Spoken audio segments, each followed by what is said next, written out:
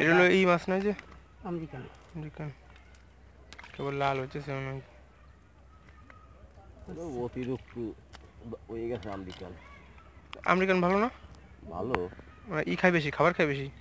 খাবার ও এই মাছই তো আপনার দাম ভালো হয়, এই যে লাল মাছ যেটা সব আছে, মানে এটা দিয়ে হয়ে গেছিল অপরিমাণ ডিম দিয়া তো।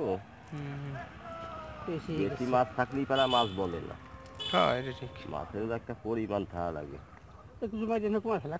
এখন তো এই যে মাছ মোটামুটি আছে দাম আছে। এটা পাতিলির মাছ। এখন এবার হলো পাতিলির মাছ বিক্রি হয় নাই। এখন কিছু মাছ মারা বন্ধ আছে, তো কিছু মাছের দাম আছে এখন ভালো।